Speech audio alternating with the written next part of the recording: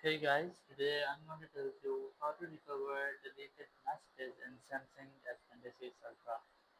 If you're using Samsung S26 Ultra and you want to recover your deleted messages, so let's see how you can do that.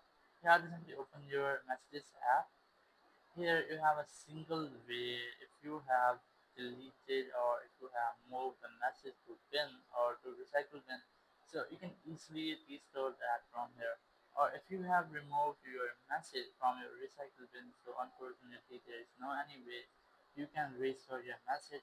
You have almost 30 days once you deleted a message. So let's say I'm gonna delete that message. Just click on the long press on the message and then click on this delete option. Then click on move to bin. Then once you have done your message will be moved to bin, you just have to click on this profile icon here and then click on bin. Now and then you might see all your deleted messages. So you can click on any message and click on delete or click on restore. If you want to restore it, so you can click on restore and your message will be restored.